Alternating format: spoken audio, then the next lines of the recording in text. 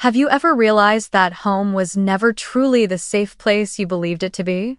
The story I'm about to tell isn't just about family, it's about the night that shattered everything I ever believed about love, loyalty, and blood.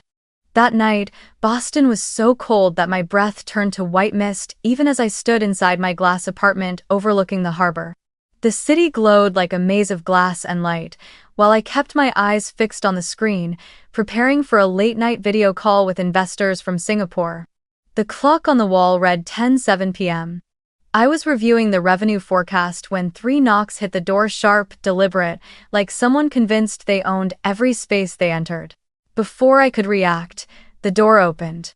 My father, Martin Hayes, stepped in wearing a gray wool coat, his face red from the cold and from the kind of confidence that had long become second nature.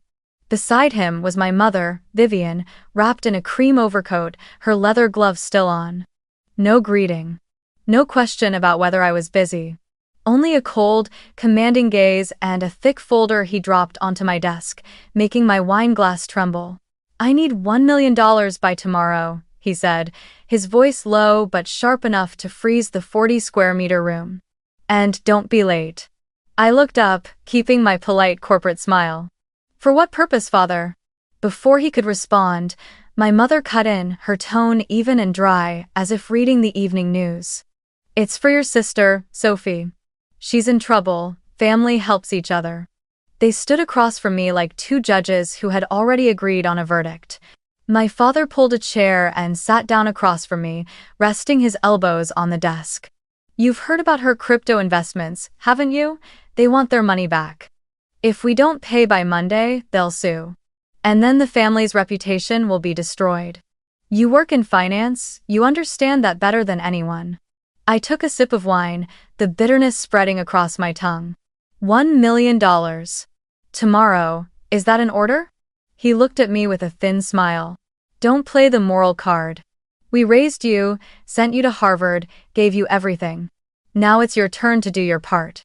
My mother folded her arms and tilted her head. "Family isn't a company, Clara. When one person falls, the others carry the weight." I leaned back, feeling the chill of the glass wall behind me seep through my skin. "You didn't come here to ask, you came to command." My father didn't deny it. He gave a slight tilt of his chin, as if my silence already meant agreement. "I don't have time for your pride, Clara. You've helped Sophie before. This is no different. She's your sister." I looked at him, seeing in his reflection the man I once believed was a hero now reduced to a debt collector in an expensive coat. "And what if I refuse?" I asked. He leaned forward, his voice cold and heavy as steel. "Then they'll come for me, and when they do, I'll tell them the person who co-signed the documents was you." A chill ran down my spine. I didn't yet understand what he meant, but instinct told me there was something unclean buried in that stack of papers. I turned the wine glass slowly between my fingers and said quietly, "So, besides love, you now have paperwork as a weapon." My mother frowned, her tone sharper. "Don't talk like that, Clara. You always turn everything into drama. This is simple, a family helps each other through hard times. You just need to transfer the money, that's all." I looked at them, one after the other. The warm yellow light of the room fell across their faces untouched by pain, only calculation and pride. Strangely, I felt calm. No anger, no trembling, just a hollow stillness in my chest. And inside that emptiness, I heard myself say, "All right." My father leaned back slightly, nodding, thinking he had just won another familiar battle. My mother exhaled with relief. "Good, we'll come back tomorrow at noon. The sooner the better." I nodded, still smiling. "Come collect it tomorrow," I said. The words sounded simple enough, so simple that neither of them noticed the look in my eyes as I poured myself another glass of wine. They left without looking back, just like they always did after getting what they came for. When the door clicked shut, the apartment grew so quiet that I could hear the ticking of the clock on the wall. I stood up, walked to the table, and looked at the folder they had left behind. A small laugh escaped me. Inside, I felt a strange mix of bitterness and clarity, like the cold wind outside had just swept through the room, clearing away the last traces of illusion. I still remember the house in Cambridge so vividly, the cream-painted walls, the windows glowing with warm yellow light every evening, as if our family were the very picture of harmony, success, and comfort. In every photo hanging along the hallway, my father stood in the center, my mother's head tilted gently against his shoulder, and Sophie always stood close beside them, smiling brightly. I was in the photos too, though usually half cut off or standing slightly out of frame, as if someone always forgot to adjust the lens to fit me in. My father liked everything to look perfect, and my mother knew exactly how to make it appear that way even when nothing beneath it was ever truly peaceful. As a child, I grew used to the soft yet cutting comparisons. Sophie's more sensitive, she needs encouragement. Clara's strong, she'll be fine. Every time I brought home good grades, my father would just nod, then turn to ask Sophie if she wanted to celebrate. But when Sophie cried over a poor grade, the whole house would turn into an emotional rescue unit, and my role was to stay silent so I wouldn't make things worse. I grew up as the gatekeeper, the one who knew how to step back so others could be loved. When I was 16, my mother lost her teaching job after the school downsized. That evening she cried in the kitchen, and my father slammed his hand on the table. "You should have planned better. We still have Sophie's tuition to think about." I quietly washed the dishes, then the next morning, applied for a part-time job at a cafe near school. When I got my first paycheck, just $200, I bought Sophie the dress she'd been dreaming of, so my mother wouldn't have to worry. My mother smiled at me and said the familiar phrase, "Family is about sharing." Back then, I thought it was something noble. Later, I learned that in our family, sharing meant they took, and I gave, and love was never divided evenly. Sophie was always the princess of light. She cried beautifully, smiled sweetly, and knew exactly how to make people want to protect her. When I was 18 and she was 14, my father said in front of the whole family, "My two daughters, one is the brain, and the other is the heart. And it's the heart that keeps this family alive." I smiled, but inside, I heard the soft click of an invisible door closing. From that moment on, I knew my intelligence only had value when it served others, never when it served myself. When Sophie was expelled in her sophomore year for being unsuited to academic pressure, I was finishing my final year at Harvard. My mother called me, her voice tired and sad. "Your sister can't handle it, dear. Help her, will you? She wants to transfer to an art program in San Diego, but the tuition is too high." I wired her $40,000, the money I'd saved from my research assistant job, and received a quick, "You're amazing," in return, so quick it sounded rehearsed. 3 months later, Sophie posted a photo on Instagram, bright smile, captioned, "Living my dream." No one in that picture mentioned me. When I started my first job at an investment firm, the pay wasn't much, but I managed to buy a small apartment in Somerville. My father visited, looked around, and sniffed. Small, but clean. Sophie showed up a few days later, sitting on my sofa with tears in her eyes after a breakup. I made her warm milk, listened to her talk, and the next morning helped pay off her overdue credit card bill. From that day on, I became the family's 24/7 rescue line. Every time Sophie called, my mother would follow up with, "She didn't want to bother you, but things are really tough right now. Family is about sharing, Clara." And again, I transferred the money without a single question. Then came the biggest collapse, the crypto investment disaster of 2020. Sophie launched a project called SophieCoin, partnering with a shady startup group in Miami. My parents didn't understand a thing about blockchain, but they proudly bragged, "Our daughter's a tech entrepreneur." I tried to warn her, but Sophie just laughed. "You live in the old world, Clara. I'm building the future."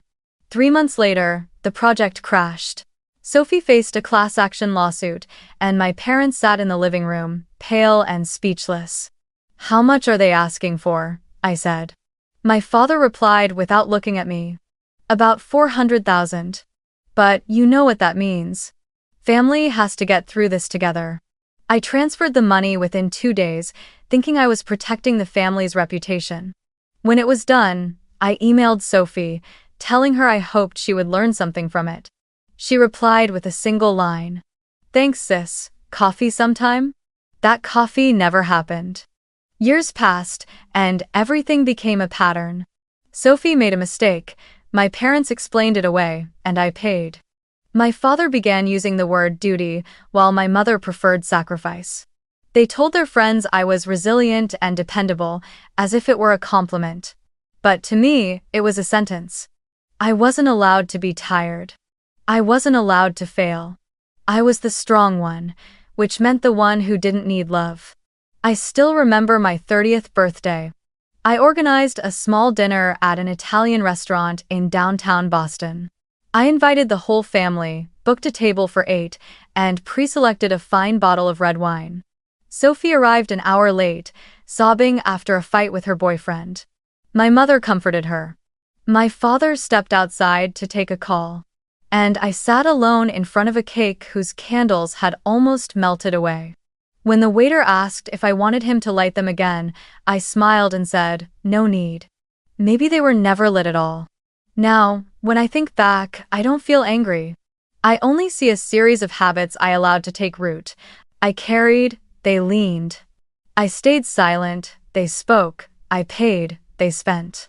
And every time they repeated, family is about sharing, what I heard was, you were born to save us. And perhaps that was the moment I stopped being part of the family and started becoming myself.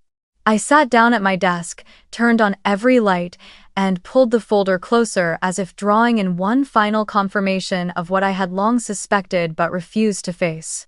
The first page bore a cold, printed line. Liability reserve, payment required. Before 12 p.m. Beneath it were Sophie's name, the case code, and a list of creditors, a table of contents for her mistakes.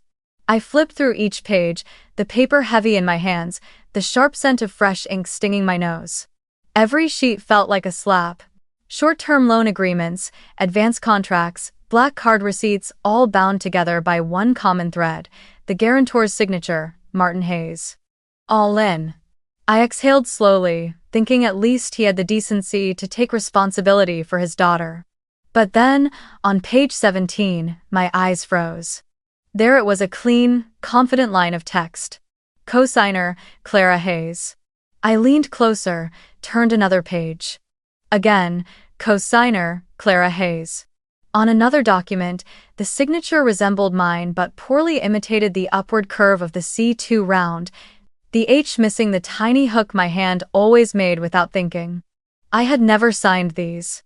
I had never been asked. I had never even been mentioned. At the edge of the page, a note read, authorization confirmed via email, July 3. I searched my memory. July 3rd, I was in Lisbon, attending a conference, time zones apart. My inbox was flooded with invitations. If there had been an authorization, someone else had written it, replied for me, or simply forged my name through an old, unused email account. I moved the cursor, opened my mail app, and searched for the keywords. Authorization, consent, Sophie. Nothing. Empty or irrelevant. Except for one unsent draft from 2 years ago, unsigned and unfinished, containing only a single line. I approve Chach. No recipient, no timestamp. I stared at it the way one stares at a knife hidden beneath a napkin. The first surge of anger rose up, then I put it out myself. I was familiar with the fire inside me and knew how to cut off its oxygen. I stood and walked to the window. Boston glowed below, the streets like circuitry, the harbor lights blinking in steady rhythm. In that cold light, everything became clear. They didn't just want my money. They had used my name like a keycard, swiping through every financial gate when needed so they could step cleanly past the consequences and leave the dust clinging to my back. I thought of the countless times I'd heard, family is about sharing. What exactly had they shared, other than roles assigned to me, the guarantor, the cleaner, the wallet, the silent one? I touched the glass, a thin mist collecting beneath my fingertips, cool to the touch. That chill sobered me more than any coffee could. Anger is loud and burns. Decisions are quiet and freeze. I realized I had reached the end of the slope of conditional love and was standing on the solid concrete of a single truth. An ending is not an escape. It is leaving a prison without walls. I went back to the desk, opened my laptop, and logged into a private admin environment only I knew how to reach. Two-factor authentication, a one-time code, a fingerprint scan. The dashboard appeared like a battle map, with buttons labeled Hold, Revoke, Transfer, Audit. I opened an intermediary account that had been dormant for 2 years and checked the access logs clean, no strange footprints. I typed an email to Natalie Hart, the one who had held my hand through my toughest divestment and who asked me a year ago, "Are you planning to be the family's bill payer forever?" Subject line: Phase 3, Separation Protocol. The body contained only a few lines, but each word was a brick I laid to build a bridge to the other side. Natalie, activate Phase 3 immediately. Revoke all authorizations bearing Hayes attached to my name. Remove signing authority from any structure that includes Martin Hayes. Immediately audit all instances of cosigner referencing Clara Hayes within the last 36 months. Lock every payment gate they could possibly touch. Schedule e-signing before 8 a.m. Do not respond to any of their calls. I paused, then added one sentence. This is not running. This is exiting a prison without walls. Then I hit send. Natalie replied in 7 minutes, exactly her style. Received. Phase 3 activated. DocuSign scheduled for 7:15 a.m. I'll run a full cosigner audit through Pacer divided by CRA. Warning, if there's forgery, we retain full counterclaim rights. Power down your system. Let me handle the rest. I smiled for the first time that long night. I felt I truly had an ally. The Boston sky was thick with fog that night, a heavy curtain draped over the city. The yellow streetlights outside cast their glow onto my reflection in the window, tired, but frighteningly clear-eyed. There were no tears, only the cold focus of someone who no longer believed she owed anyone anything. The wind slipped through the cracks of the window frame, making a soft rustling sound like pages turning in that same cursed folder. I sat back down, opened my laptop, my fingers moving automatically precise, steady as if my body had been training for this night all along. Step 1 of the plan. Revoke the authorization my father had secretly attached to my investment account. In 2018, he'd called it a precaution, in case I was ever abroad and needed someone to sign on my behalf. I believed him then because back then, I still thought father was a title that came with trust. Now I opened the bank's internal system and navigated to Authorized Access. His name appeared there, Martin Hayes. Status: active since 2018. I stared at it for a long moment, then hovered over the button that read, Revoke Access. One click. The screen flashed, authorization revoked. I didn't sigh in relief, but inside, I heard a faint metallic snap like a lock breaking somewhere deep within me. Step 2. Transfer all shares of the startup I co-founded into a private anonymous trust. This wasn't impulsive. I had created that trust 2 years earlier, under a separate legal entity, in case I ever needed to detach my assets from family entanglements. I logged into the management system, entered my two-factor code, then executed the full share transfer from the parent company, Crestline Strategies, LLC, to Arbor Trust Delaware. A confirmation box appeared. Are you sure you want to transfer full ownership?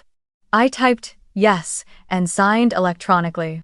On the screen, the words ownership updated appeared like a verdict being read aloud. I straightened up, looked out the window, and saw the first snow begin to fall. Each flake small, silent, deliberate, covering everything it touched, just like what I was doing with my life. Step 3. Revoke my parents' use of the apartment they still automatically listed as their contact address for mail and social dealings. I used to think it was harmless, but now I see it for what it was: the last visible string they used to keep me tied.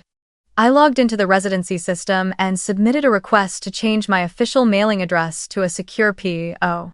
box in Back Bay 1. I had privately rented for legal documents. I deleted the old address and revoked Martin and Vivian's authorization to receive forwarded mail. A confirmation message from the delivery service arrived. All mail forwarding has been terminated. I read that line 3 times. Terminated. The word sounded both cold and liberating. The clock read 2:10 a.m. The apartment was so quiet I could hear the low hum of the heater. I stood, opened the cabinet, and took out a walnut box I had bought in Vermont last fall. Back then, I'd meant it to hold old letters and a few photos of my mother from her younger days. But tonight, it would serve a different purpose to seal away every debt I never agreed to carry. I placed the box on the table and wiped it with a dry cloth. The scent of the wood mingled with the chill of the night air, creating something both calm and unyielding. I began gathering the documents. The first thing I took was the record of every transfer I'd ever made for Sophie over the past 10 years, a list so long it almost didn't feel real. I printed each page: $40,000 for tuition, $25,000 for her art program, $400,000 for the crypto crisis, plus dozens of smaller sums: rent, health insurance, credit cards. Every number was a fragment of memory, every transaction a moment when I chose silence over self-protection. I bound them together and labeled the folder: Transactions, 2013 to 2023. When I placed the stack into the box, the sound was low and heavy, as if the wood itself could feel the weight of a decade drained away. Next came the bank statements showing that Martin had forged my signature to secure a loan. Natalie had sent the original scans from the legal database 2 hours earlier, along with a brief note: keep for counterclaim protection. I printed them out, each page stamped with a digital seal. The forged signatures were almost laughably crude, the work of a man so certain no one would ever dare check him that he didn't bother to be careful. I placed the pages into a separate envelope, sealed it, and wrote on the front: proof of forgery. As I wrote those 3 words, my hand didn't shake. I only felt my heartbeat slow and steady, like someone finally emerging from a fever. The third item was a small silver USB drive containing a recording from 2021, the day my father told a business partner, "If anything goes wrong, I'll pin it all on Clara, she can take it." I still remember sitting in the conference room, overhearing it because of a connection glitch that broadcast his voice through the speaker system. At first, I thought I'd misheard, but the recording was automatically saved in the backup system, and I kept a copy. Not for revenge, but as a reminder of the real voice of the man who once taught me that strength means staying silent. I placed the USB inside the box, between the folders, like a dagger hidden in paper. And finally, I wrote a check for exactly $1, signed my real name neatly, and in the memo line, I wrote, "Final family payment." As the ink sank into the paper, it felt like signing the final page of a ledger 15 years long. $1, not too much to seem mocking, not too little to be mistaken for a joke. Just enough to make clear that the account was closed, paid in full, with my life as the balance. When everything was in place inside the box, I took a blank sheet of paper and, with slow, precise strokes, wrote, "You always wanted to prove I was heartless. Now I'm simply playing the role you wrote for me." I placed it on top, folding the upper right corner so it would be the first thing they saw when the box was opened. I imagined my father's face reading those words. Maybe he'd laugh with disdain, maybe he'd slam the table, or maybe he'd just throw the box away. None of that mattered anymore. The message wasn't for them to understand, it was for me, a confirmation that I no longer had to play the good daughter in their script. I sealed the box with clear tape, folding the edges neatly. As the scissors sliced through the tape, I was struck by the memory of the last time I'd heard that sound, the year I helped my father pack his company's financial records during the 2008 crisis. I was 20 then, still believing I was helping him weather the storm. Now, it was the same sound, the same motion, but this time I wasn't sealing the box to protect him. I was burying everything he'd ever used to keep me bound. The clock read 3:47 a.m. I pulled the curtains aside, the snow was still falling, and the city was wrapped in rare silence. The harbor lights shimmered on the water like thin sheets of metal. I sat down, poured myself another glass of wine, not to get drunk, just to feel warm.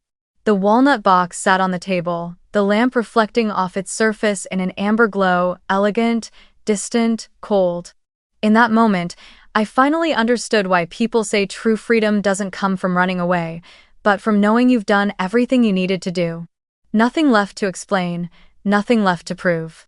I picked up my phone and sent Natalie a short message. All set. Leaving tomorrow. She replied with just 2 words. About time.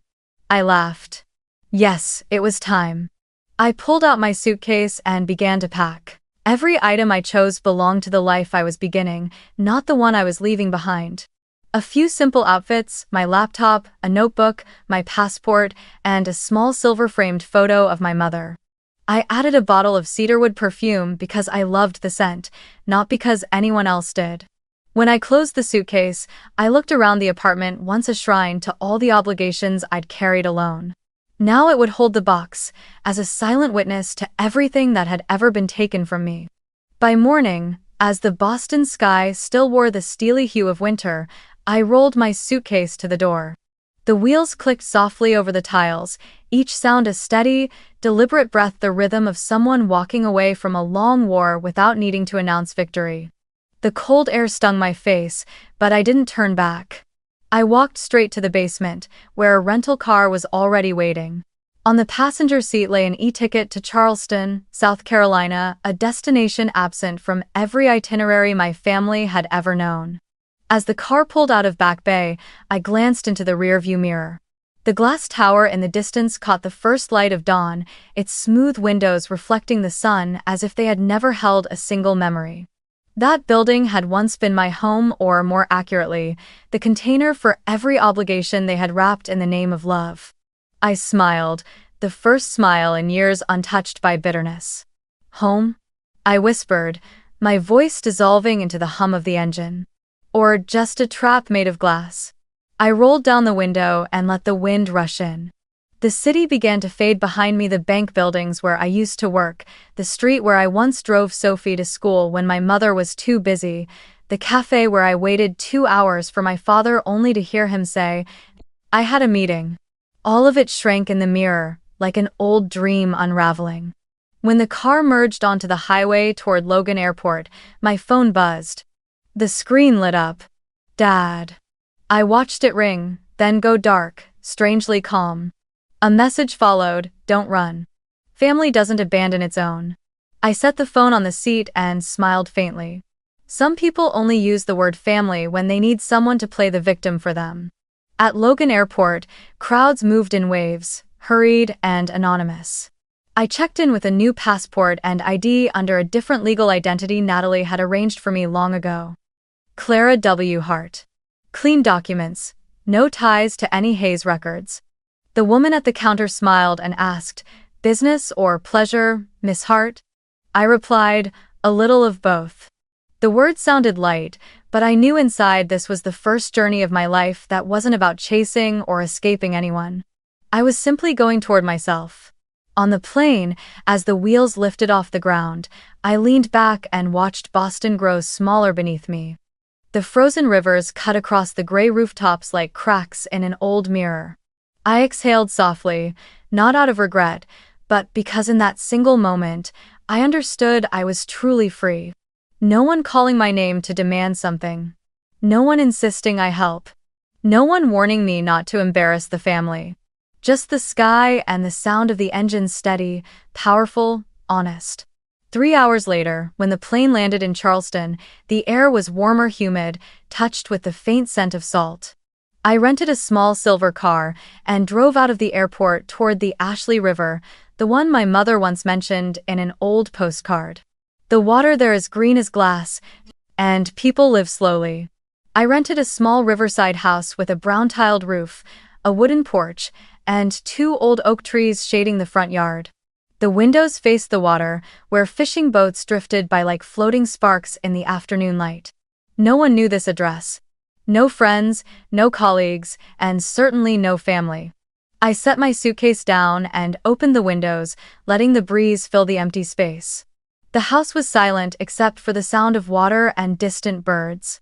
I took out my phone and called Natalie. "I'm here," I said. "Don't answer them. If they call, tell them I'm in Europe, Geneva, maybe. They'll believe it." My father always believed a woman's freedom could only exist abroad. Natalie chuckled softly through the line. "Understood, they won't find you. But Clara, Once you start your new life, don't look back, alright? I replied quietly. Natalie, I already burned the map. Meanwhile, over 1,000 miles north in Boston, Martin and Vivian Hayes stood at the door of my apartment. The wind blew hard, carrying flecks of snow. My mother wore a thick fur coat, her face powdered carefully despite the freezing air. My father, in his gray suit, looked exactly as he always did, confident, hurried, convinced he was still in control. He pressed the doorbell once. Twice. No answer. Irritated, he pounded on the door. Clara, he shouted. We had an agreement. Open up. My mother glanced around, her voice trembling from cold and unease. Maybe she went to the bank. I told you we should have called first. Martin snapped. She wouldn't dare go anywhere. She's just sulking. I know her. But when he looked down, the first thing he saw wasn't the familiar doormat, it was a walnut box, placed neatly on the front step. On the lid of the box, written clearly in black ink under the porch light, were the words, "For Martin and Vivian Hayes." The handwriting was slanted, precise, unmistakably mine. My mother bent down and touched the box. It was ice cold. Maybe it's a check, she murmured, her voice softening as if to calm herself. Martin looked around, his lips pressed tight. He lifted the box. It was heavier than he expected. She left this. As a joke? He muttered, and just as he started to open it, a small note slipped from the edge of the tape. Please open together. The lid clicked open with a dry snap, a sound sharp and precise, like a needle brushing the eardrum. The air filled with the scent of printed paper, the faint resin of walnut wood, and a trace of my old perfume still lingering on the envelopes because I'd held them too long before setting them down. The mix was strange, intimate, suffocating. Martin adjusted his glasses, leaning over as his thumb ran along the edge of the thick folder labeled Transactions. 2013 to 2023. Vivian stood just behind him, one hand clutching her fur collar, the other gripping the edge of the table, as if balance were a privilege reserved for other people. The sound of turning pages filled the glass-walled room, first the rustle of plastic sleeves, then the soft scrape of paper against the tabletop. Numbers appeared in columns and rows. 40,000 for art tuition, 25,000 emergency advance, 400,000 crypto settlement, and countless smaller payments, a lifetime tallied up in fragments of just helping out. Vivian's breath came faster, short and uneven, equal parts anger, shame, and the desperate urge to shove the whole pile onto the floor so the world could go back to pretending. Martin flipped faster now, chasing a mistake as if he could outrun it. Then, on the 11th page, something slipped from the binder and rolled softly across the glass. A small black voice recorder, no bigger than 2 fingers, its light blinking once blue. He froze for a heartbeat, then pressed play. The room, with all its glass and silence, filled instantly with my voice, calm, steady, and cutting enough to make the walls seem to stand at attention. Mom. Dad. You've always said family is everything. But did you ever ask if I was still a person in it? There's no money in this box. Only the things I've paid for 15 years. If you're looking for who's to blame, try the mirror. Vivian let out a sharp cry, not the long, dramatic wail of a stage actress, but a short, high-pitched sound, the kind that escapes when someone is suddenly stripped of control over the story. She's lecturing us now? Who does she think she is, preaching like that? She spat, the words tumbling out too fast, the phrase lecturing us breaking loose like an old reflex of defense. Martin didn't answer. The corner of his mouth twitched, taut like a guitar string pulled too tight. He reached for the second stack of papers, the thick envelope stamped in blue ink. Proof of forgery. He tore it open, the edge sliced his finger, leaving a thin red line of blood, but he didn't notice. Inside were the statements and side-by-side images of the signatures. On the left, my real one, the C beginning with a fine hook, the H compact but with a small curve at its base. On the right, the signature that bore my name on the mortgage contract, a rounded C, an H missing its hook, the entire name leaning upward like a lie told in a cold room. Martin stared at those dead strokes of ink for a long time, his face drained of color. He pulled another page. Authorization via email, 7/3, a blurred screenshot, the phrase, "I approve" without header, without metadata, a line printed purely for show. He wasn't a fool, he knew immediately what kind of evidence melted on contact with scrutiny. "Oh God," he murmured, the two words dropping heavy and hollow, like stones sinking into a bottomless well. Vivian reached out and yanked another file. The first page slipped free of its clip and fell face down. She bent to pick it up, flipped it over a printed screenshot of an email, subject line. Shortfall coverage. The sender, Martin Hayes. The message read, "Don't worry, Clara will cover it. The girl owes us for life." The phrase "owes us for life" was bolded, underlined, as if someone had enlarged it to make sure it could never be unseen. Vivian's face changed color not from shock at the content, but from the sudden realization that, for the first time, the outside world could see how they spoke when the doors were closed. "When did you send this?" she asked quietly, her voice unsteady, as though something had just been pulled out from under her feet. Martin didn't reply. He only stared at the paper as if it were the dead body of his own mistake. Then, in one motion, he grabbed the box, suddenly violent, like a man losing his last weapon, lifted it, and slammed it back down. The lid struck the edge of the glass table with a harsh, echoing crack. Envelopes burst open. The $1 check slid across the surface, spun twice, and came to rest at the edge like a tired coin. "Enough!" he roared, but it was no longer the commanding voice of the man who once gave orders. It was the raw, ragged sound of someone hearing his sentence read aloud. The tiny speaker hadn't stopped yet. My voice continued calm, even mercilessly composed. "I didn't leave money, because money never cured greed. I left the invoices, every amount, every signature, every time you called it sharing when it was really taking. If you want to say my name, then start by naming what you did to it." "Ah." Vivian let out a brittle laugh, waving her hand in the air as if she could swipe the sound away. "She's performing. That's all this is. She loves making everything dramatic. Families talk things out, they don't turn them into theater." Her words were defensive, automatic, but her eyes didn't leave the bolded lines. Then she snapped toward Martin. "You promised me everything was handled. You said, 'Don't worry.' Well, now what?" Martin sank slowly onto the edge of the chair, head bowed, dabbing the thin line of blood on his finger with a handkerchief. The small, clumsy motion made him, for the first time, look less like a title and more like a man. "I thought she'd do what she always did," he said quietly, so honest that it emptied the room. "I thought she could handle it." Handle it. The phrase echoed through the air, hollow, metallic, like an empty can rolling across the floor. For a rare moment, silence found its way into the room, not the kind that waits for orders, but the kind that comes when shame finally arrives. Vivian looked around as if the furniture might defend her, the wine glass still bearing my lipstick, the cardigan folded neatly on the chair, the vase of tulips bending at the stem.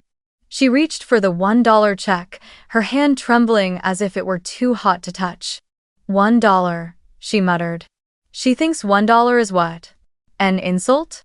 My voice answered her from the speaker, as though anticipating the question. $1 isn't a joke. It's a settlement. My final payment for the role you wrote for me. The rest, I'm keeping for myself." Martin stood abruptly, striding to the window, yanking the curtains open as if trying to let the room breathe again. Outside, the snow kept falling, quiet, steady, patient. He placed his hand against the cold glass, inhaled deeply, then turned back. His eyes were a mix of disbelief and exhaustion. And for just a moment, I could imagine the hollow inside him, the place where all his "she'll do it, and she can take it" had just fallen through. The tiny speaker in the Boston apartment played its final message. My voice was lower now, almost a whisper. "If you ever loved me for who I was, not for the function of what I could endure, then starting tomorrow, don't knock on my door. Knock on the mirror." Vivian pressed her lips together, a small tremor tightening the bridge of her nose. Suddenly, she reached out, hurriedly gathering the papers with shaky hands. Put them away, all of them. Don't let anyone see. Martin slowly shook his head. No more hiding. End of text. He looked straight at the family photo on the wall, the one where, for years, I stood slightly off-center, cropped by a fraction as if I'd never quite fit. For the first time, perhaps, he understood that the imbalance wasn't the photographer's fault. He walked over, took the frame down, and laid it face down on the table, the glass landing with a soft clink. For most of his life, he believed that as long as every object was returned to its proper place, everything else would fall back to normal. But normal was a bridge long burned. The next morning in Charleston, I woke to a pale light, soft as silk steeped in mist. I made coffee in the small kitchen, listening to the sound of river water brushing the wooden posts beneath the porch like a new clock that belonged only to this place. I didn't reach for my phone right away.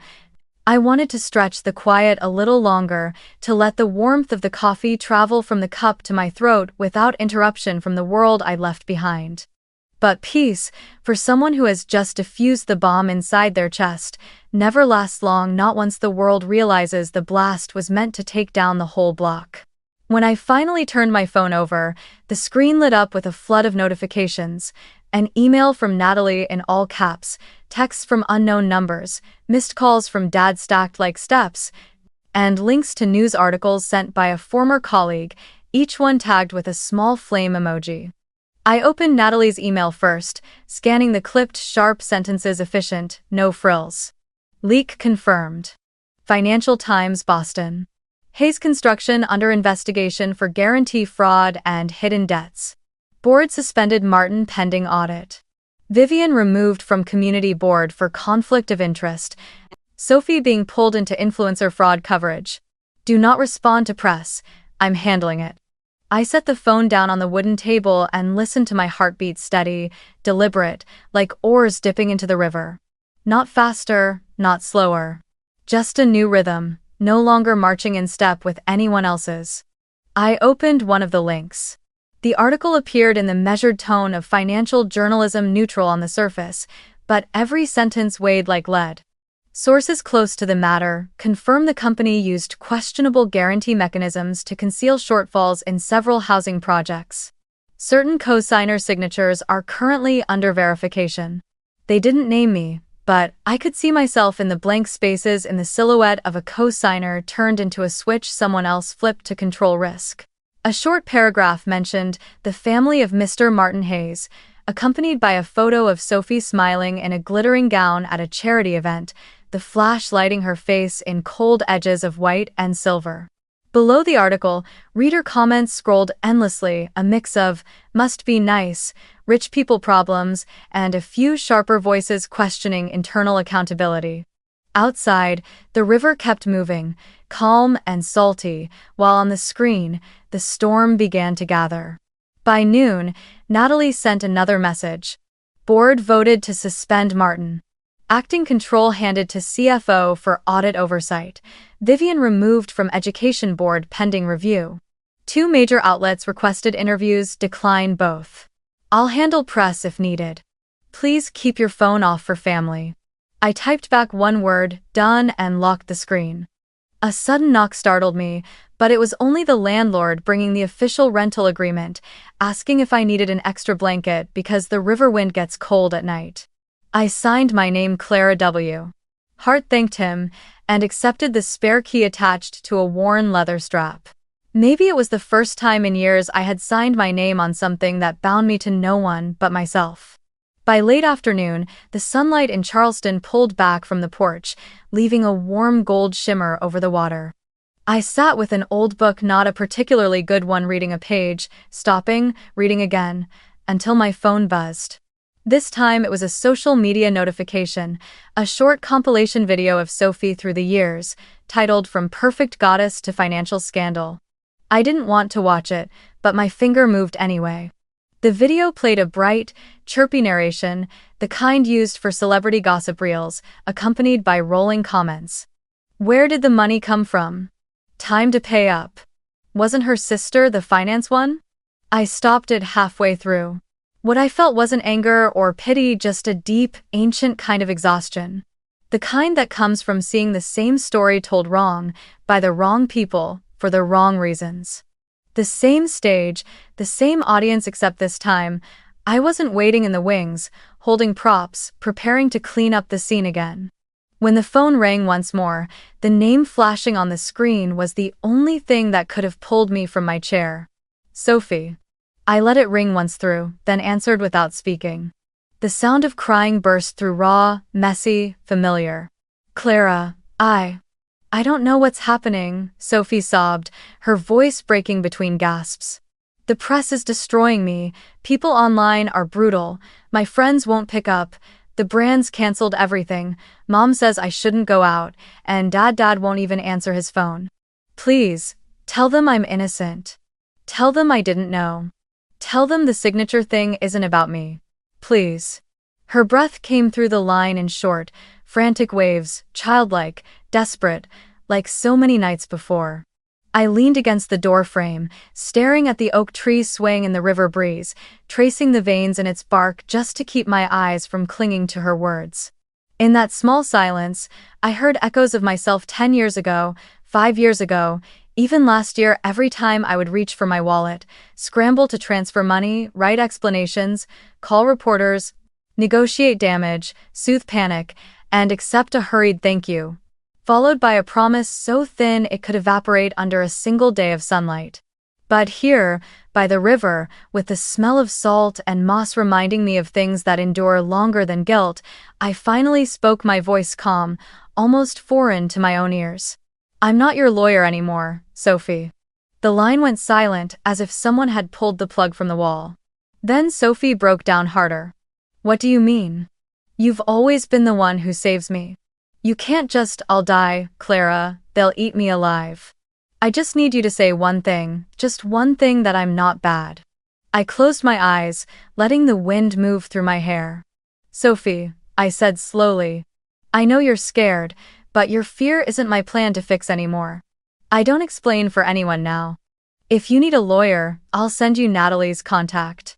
If you need someone to cry with, then maybe the best thing you can do is cry it out and get up. I'm not the life raft anymore. End of sentence. I heard her swallow through her tears, a sharp pause, like the silence between two bolts of lightning. You're cruel, she whispered weakly. Don't you love me anymore? I didn't answer that question because it was wrong from the foundation up. I only said, I'm going to hang up now. Don't call again. When you're ready to talk like two adults, not like the savior and the saved, send an email. And I ended the call. I stood there for a while, comforted only by the sound of the river. Water never gets angry, it just moves. Hanging up on Sophie didn't turn me into someone new. It simply brought me back to the one person I hadn't been in years, the woman who no longer borrowed the identity of the one who can handle it just to stay alive. No fireworks. No soundtrack. Just two soft words, like an exhale. It's done. Late in the afternoon, Natalie called from her private number. Her voice was steady and dry, the kind of tone doctors use when delivering test results while draining their own emotions so the patient doesn't drown in panic. The internal briefing's done, Martin's suspended, the CFO is acting interim, and the audit begins immediately. Vivian's been removed from the education board. Official reason: to ensure impartiality. Their legal team reached out, polite tone, but between the lines they're asking for a family resolution. I declined. As for Sophie, her team's in crisis, brands have pulled contracts. Do you want to make a statement? I watched the water turn to steel as the sun went down, thinking how my name might appear in headlines not because of my fault, but because of the bridge that once carried it, the one others drove their trucks across. No, I said. Let my silence answer their questions.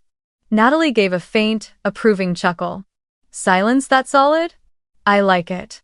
Then she paused for a beat. Clara, are you okay? For the first time in that call, a smile reached my lips. I'm fine, I said softly. I'm learning that emptiness doesn't have to be frightening. When night fully settled, I turned on the small porch light. A swarm of tiny insects circled the glow like stray thoughts around a decision long since made. I opened the file labeled Day 1 and typed a few lines. Aftermath isn't always destruction. Sometimes it's cleanup, a heavy rain washing the yard. If someone gets wet, it doesn't mean the rain hates them. Then I closed the laptop, slipped on thick socks, and poured myself another drink. The phone buzzed again, maybe Sophie, maybe my father, maybe a reporter wanting to hear my side. I let it ring. For the first time, I chose silence over saving someone. And in that silence, I heard something round and full myself. Charleston night lay still as paper, broken only by crickets and the rhythmic slap of river water against the wooden posts. I sat on the porch alone, holding a cup of tea gone cold. The sky was moonless, with only the faint glow from a neighbor's house stretching across the yard just enough to catch the ripples spreading over the dark water. I don't play music before bed anymore. Silence is the only sound I want. I was just about to go inside when the phone on the table vibrated softly. The screen lit up with a string of unfamiliar numbers, no name, no recognizable area code. I hesitated for a moment, then pressed answer. Clara? A pause. The voice was hoarse, uneven as if it had traveled through too much dust before reaching me. It's your father. I froze, my fingers tightening around the phone. It felt like someone had opened an old door inside my chest, one I thought I had locked forever. There was no sound of my mother, no background noise, not even wind on his end, only his heavy, uneven breathing, and the voice that once commanded me as if it could command the world. Now it was weak, scraped raw, but honest. He hesitated. You destroyed this family. But you were right. I sat down, drawing a deep breath. Each word he spoke dropped like a pebble into water, sending slow, widening ripples.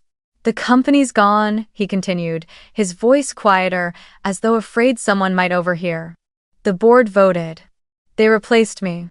Your mother's trying to salvage our reputation, but people don't forgive. And Sophie, he stopped, his breath stretching thin, as if pressing against a truth he didn't want to release. Sophie's gone. No one knows where. They say she left the city with an old friend, probably hiding from the press. I listened, saying nothing. The wind from the river slipped through my sweater, cool against my skin. I pulled the collar higher and stared out at the water. I'm not surprised, I said slowly. It was always going to happen. Not because I left, but because you still believed everything only existed if you were the one in control. He didn't respond at first. Then his voice returned, faint and uneven, the voice of a man who'd just come through a fever. When I was young, he said, I told your mother, we have to raise her to be strong. But I forgot to learn how to love someone strong. His words fell into the night like a stone dropped into a deep well. My throat tightened. Maybe it was the first time he had ever said something true, something without an agenda, without a goal. I leaned back against the porch column, eyes tracing the dense black sky. Dad, I said softly, I don't need you to apologize, I just need you to wake up. Alman. Silence on the other end. I heard him swallow, then a thin, uneven laugh. Then consider tonight the day I finally woke up. A long pause followed. The faint sound of wind drifted through the receiver, then a rustle of paper, before his voice returned, gentler now, trembling. You know, for months I kept thinking you'd call. Every time the phone rang, I thought, maybe she's calmed down. But the longer I waited, the more I realized your silence was the clearest answer. It wasn't punishment. It was a boundary. I never understood that before. I smiled, not sadly, just with a trace of ache. You used to tell me silence was the weapon of the weak. But the truth is, silence is the strength of someone who no longer needs to prove anything. Maybe you're right, he murmured. I spent my whole life proving, winning, forcing people to see me. And somewhere in the middle of all that, I forgot the people who needed to be seen by me. He paused again, his next words breaking softly, like confession. I read everything in the box. At first I was angry, furious. I thought you were out for revenge. But when I saw my signature beside your name, my hand started shaking. I've never trembled over money before. Only over shame. I went still. In my mind, I saw the man who once stood in the middle of our living room, barking orders with absolute certainty, now trembling not from rage, but from shame. It was an image I'd never dared to imagine.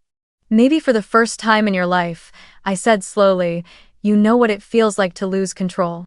He let out a soft laugh, followed by a faint cough.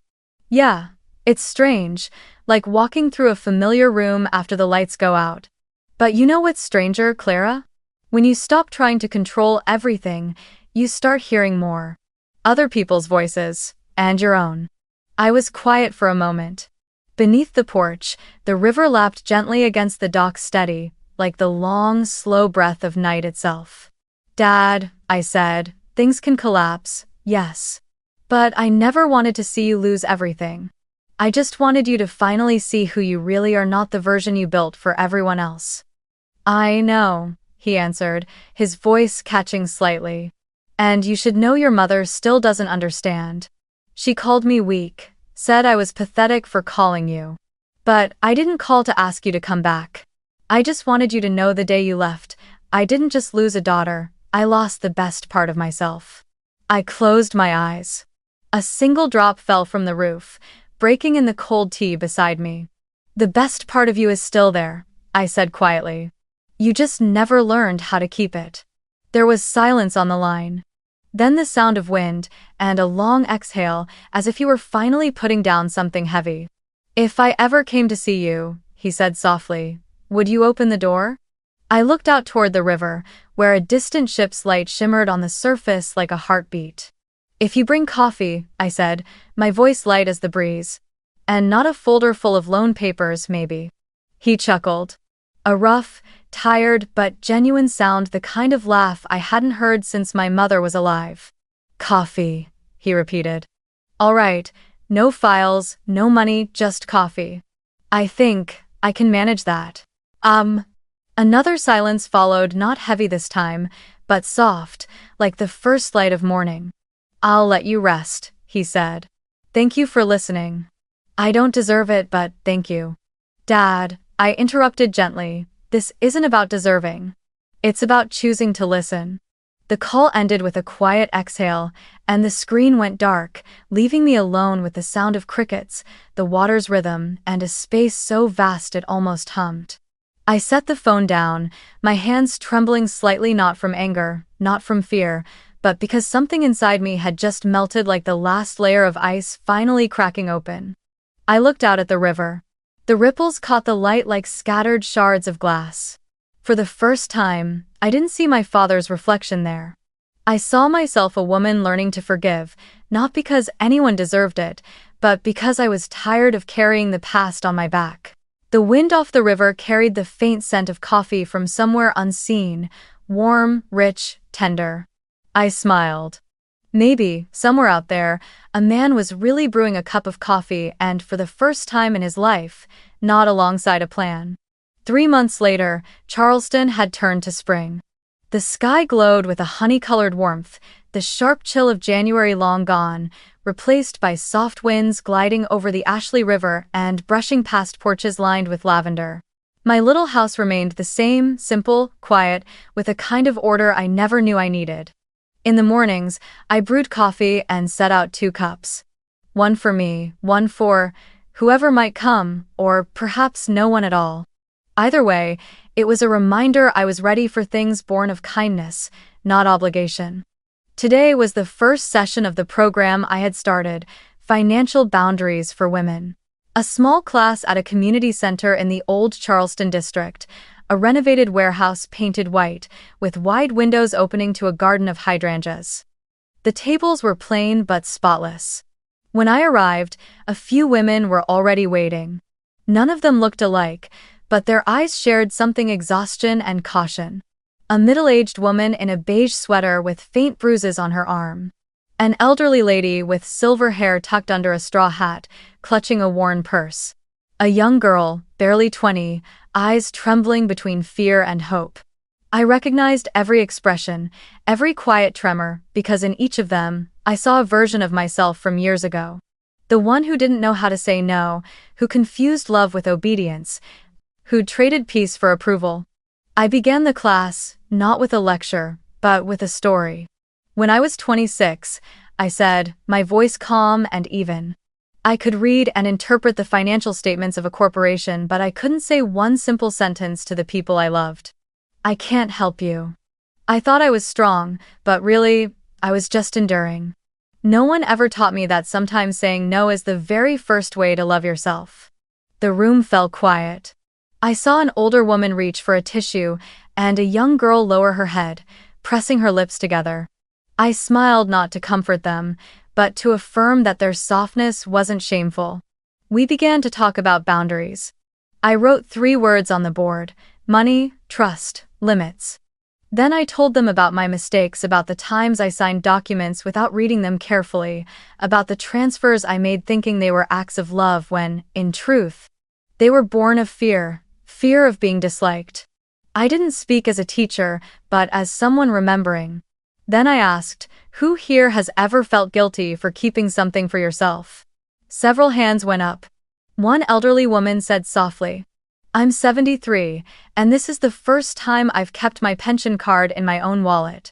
My son called me selfish. The room chuckled, not at her, but out of recognition. I looked at her and nodded. No, you're not selfish. You're just learning how to stop being a bank for everyone else. A younger woman spoke next, her voice trembling. My ex-husband took all my savings. He said if I really loved him, I wouldn't hide anything. Now I don't trust anyone. I walked closer and placed my hand lightly on her table. Trusting others is good, I said.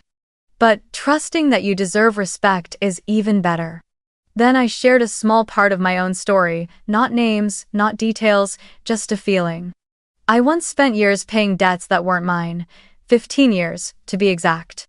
Each time, they said it was family sharing.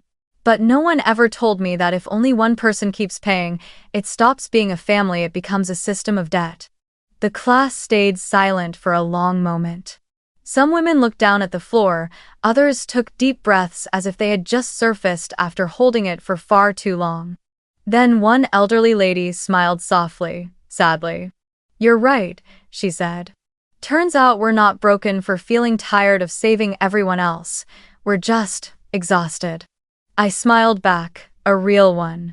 And exhaustion doesn't mean you're broken, it only means you've done too much, for too many, while forgetting yourself. The session ran for over 2 hours. By the time it ended, the afternoon sun had tilted through the windows, painting the room in gold. A woman came up to me and took my hand. I never realized money was tied to self-respect, she said. I replied, money is a tool.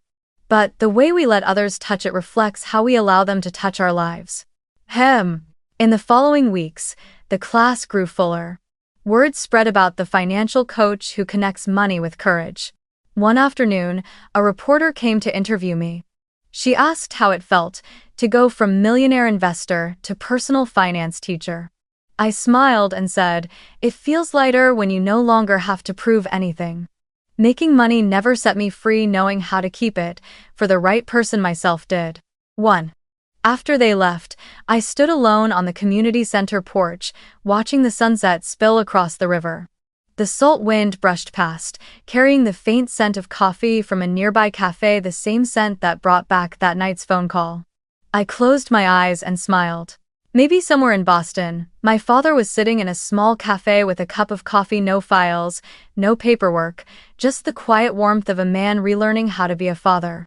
And I, the woman who once believed her worth came from saving others, now sat here, teaching others how to save themselves. No fame, no spotlight, just truth and breath. But in that simplicity, I found something I had lost long ago, myself. That night, before sleeping, I wrote the final line in my journal, the same message I want to leave for those listening to this story. I once thought freedom meant walking away from everyone. But now I know true freedom is staying in this world and keeping your heart intact. I turned off the light. The night wind drifted through the window, brushing softly against my cheek. I smiled in the dark, no longer the runaway, no longer the one paying the price. I was simply Clara, the woman who finally understood that sometimes the most beautiful revenge is to live well, live quietly, and need no one's apology.